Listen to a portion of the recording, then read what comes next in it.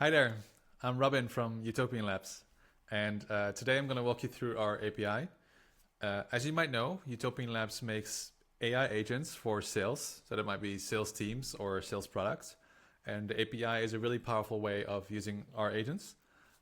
So today I'm going to basically first show you what types of agents we offer and what at this moment of recording, and then also how to actually use the agents via the API, and eventually I'll show you all the different input types and give you some quick tips, basically. So let's start with the agents. So as you can see here, I am at docs.utopianlabs.ai, and I have already created an account at portal.utopianlabs.ai. It's basically our portal, and I've already added my payment method, which is important in order to be able to make API requests. I created an API key. And I also, in this case, already started my first run, but this will not be on green for you yet if you didn't use the API. So let's go to the API documentation and to our agents. So our flagship agent is called R1. R1 is basically really good at doing research into a person or a company, into a lead, if you will. And it can check all types of things. It can scour the internet for information about the company. It can check the websites. It can check for news articles and things that happened related to the company or person. It can find information about the person itself. It can check team compositions. It can scan annual reports. It's really like a really powerful tool in order to get to know more about your leads. And what we found really useful is that we actually built multiple agents on top of R1. Because research is a really powerful tool in order to make certain decisions.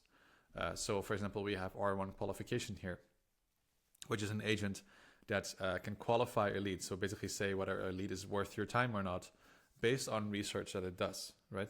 And you can also configure R1 Qualification in a way that basically qualifies a lead based on your criteria. And then it does the right research in order to figure out whether that lead is qualified for you or not.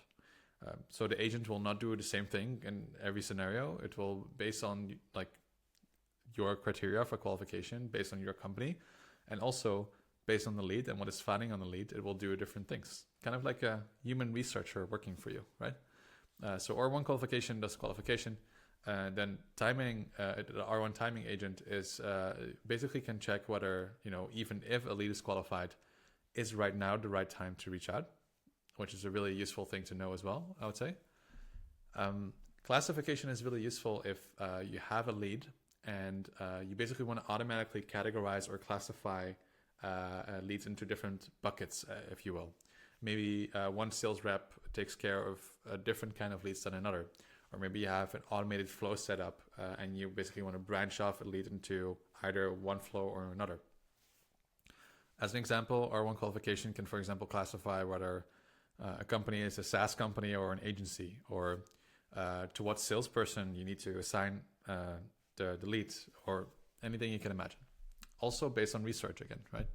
And R1 Copywriting is an agent that can write amazing sales messages, also based on research. So like if you write an email, for example, with R1 Copywriting, then the receiver of that email will really feel like you did research into that person. Because, as we all know, templated emails don't really work anymore.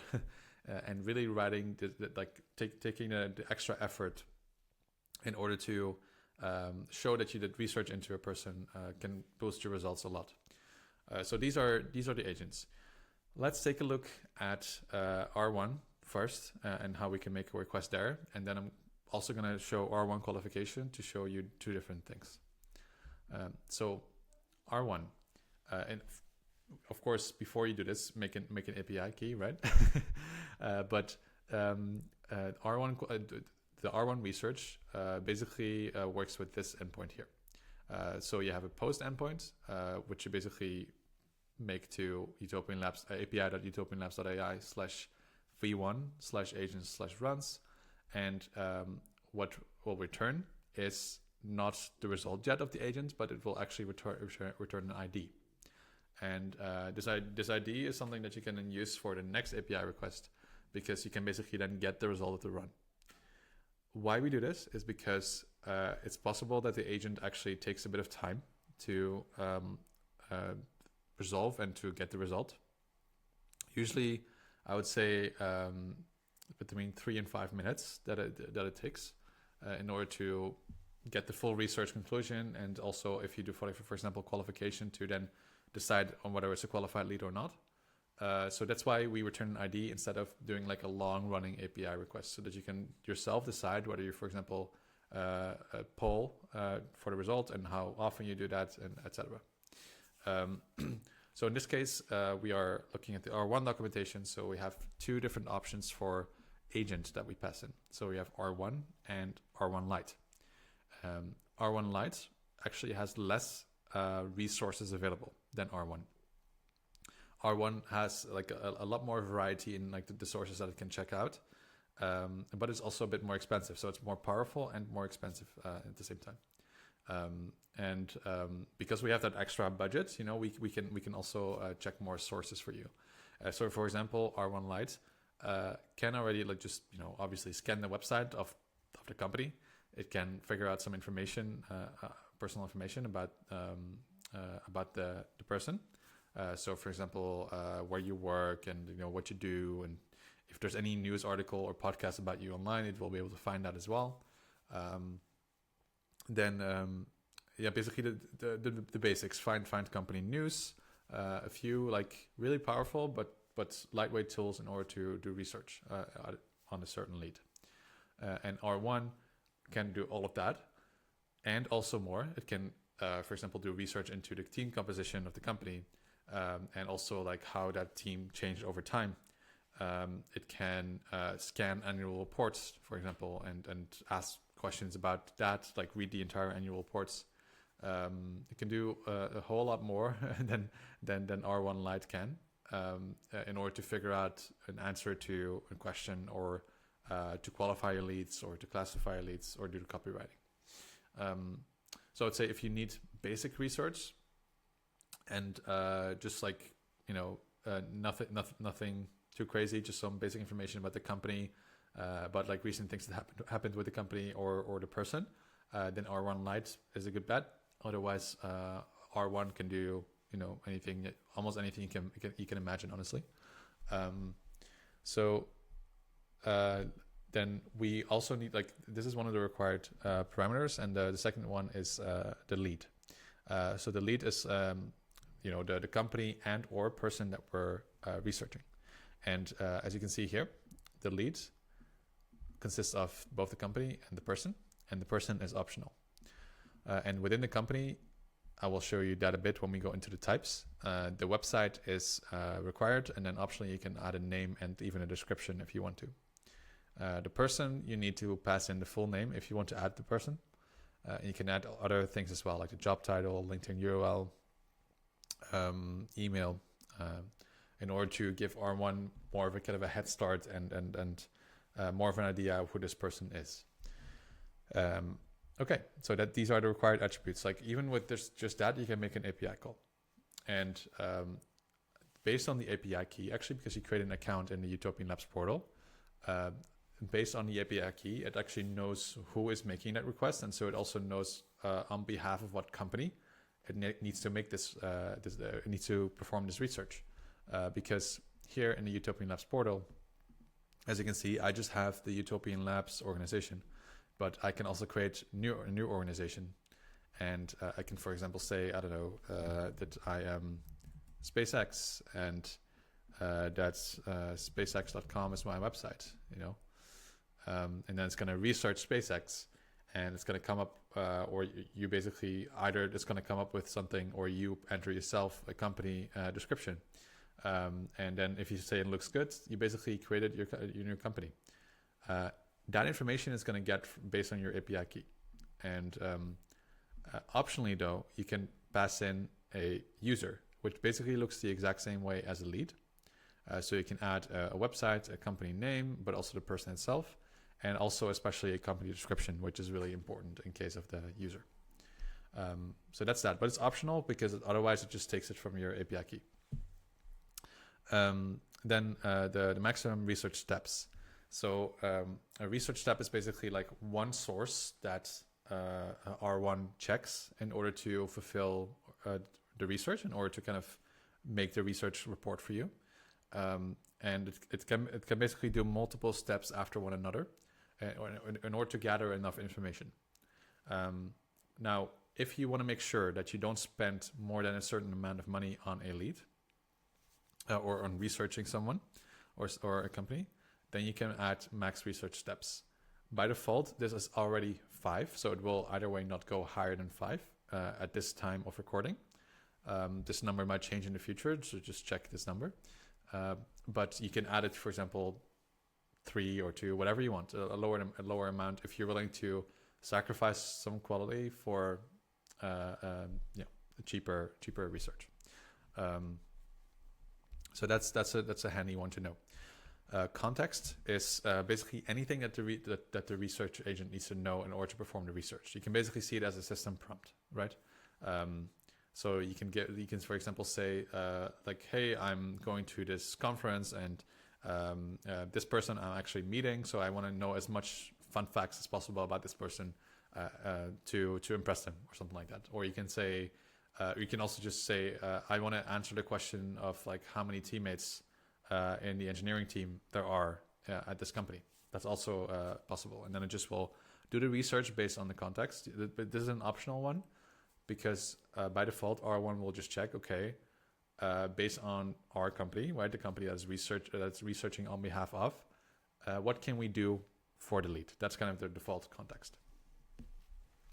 Now, then we're going to go to events. And events are kind of things that happened in the past or anything useful for the agent to know that you want to tell the agent. So let's say that you already communicated with the lead, then you can add an event. It's just an array of events and send it to the agent so that the agent knows a bit more context.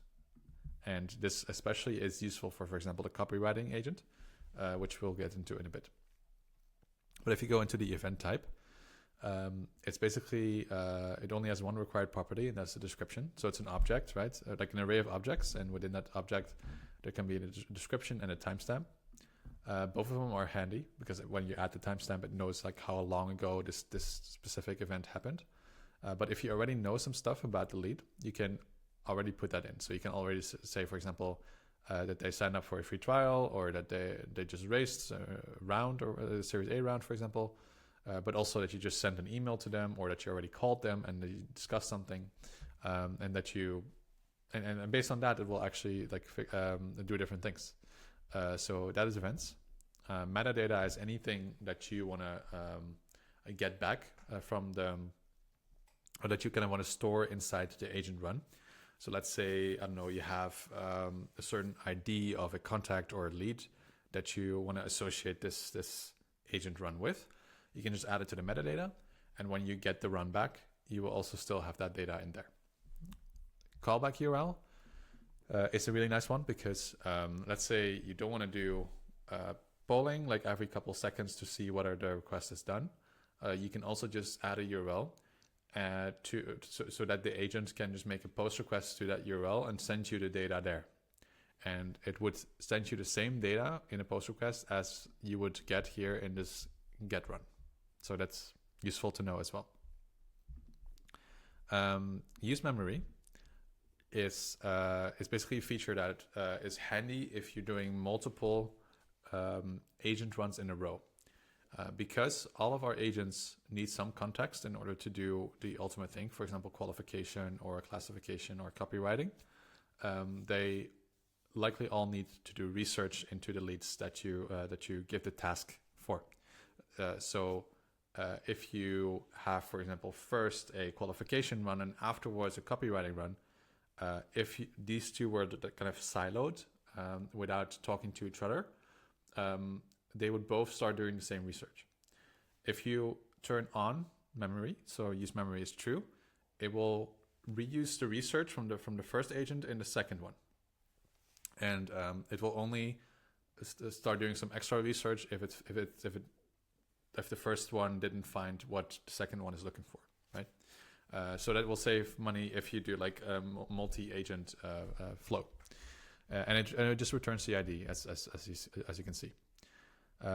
Now, when you kind of retrieve the run, there's, in this case, just a few things. It's basically you get the created ad, you get the ID of the run, of course, as well, and the agent that it's run, and then the status.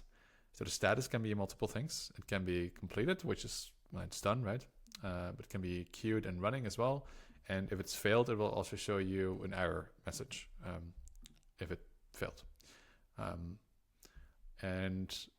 So this error message is optional. It only will happen if it's failed. You'll get your metadata back, right, that you added to the post call. And then there's a research result. And that basically looks like this. So we have an object, and then within that we have research with a conclusion and with steps. And so the steps are basically the things that it did and the outcome that it got from that step. And the research results, the conclusion actually just summarizes all of the research and answers any questions that you added to the context. So that is R1 itself. Now we're going to go to qualification. It's basically the exact same thing in terms of like the requests that you can make. In context, I recommend if you do the qualification, add some context about what you think a qualified lead is. And this can be anything. Like, for example, you can say, we're looking for companies that at least have 10 engineers and just raise funding. Or you can say, like, I want a company that employs a QA engineer, for example. That's something that you can do. Or a head of RevOps or something like that. And then the research, the qualification agent will start doing research based on your context, and then also make the decision based on your context. So that's really powerful. Other than that, it's basically the same except for the results, where you have the research like before, right? So this is the research that needed to be done in order to make the qualification decision. And on top of that, you have the qualification score, which is high, medium, low, and also a reason that you get back. So basically, you will always get the research back, and then on top of that, something else if you choose one of these agents. In case of the copywriting agent, again, basically the same thing, except for language is an added one, which is something that we might add to other agents in the future as well, where you can basically specify the language that the agent will use in order to write the message. And on top of that, it basically returns this. So it returns a message with a subject and a body. And what's handy is that it also returns it in Markdown and HTML instead of just HTML. In this case of the copywriting one, it will assume that it's a first outreach unless you add events to it. So if you add an event to it where it says, hey, we just reach out to this person with this specific email, and you just can paste the email in there, then it will actually write a follow-up email to that first email. Or you can say, for example, hey, we just had a call, and in that call, we talked about that I would send some extra information to this person, and then it will write it like that, right?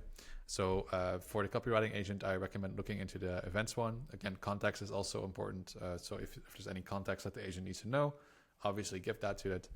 And that's it. So at this moment, we also offer a model, like a single one at this point of recording.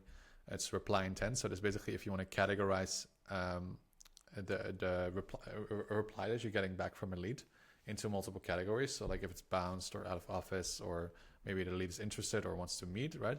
Then you can do that really easily with this API endpoint for really cheap. So that's nice. And lastly, I'm going to go into the rate limits. By default, at this moment of recording, we're allowing 1,000 new agent runs per day. So at the moment, we don't have any minute rate limits for agent runs to create. However, if you need any more, to create any more agent runs, let us know, and we can increase your rate limit. Regarding model predictions, we do 100 per minute at this point. Again, if you need more, let us know. So I think the next step is creating an API key, because as you see with the authorization, you need an API key in order to get started. And then you can basically just go to one of the agents that you want to get started with get your language of choice and start coding. If you have any questions, let us know. We're here to help. And you can also reach out to support@utopianlabs.ai. So thanks a lot. Cheers.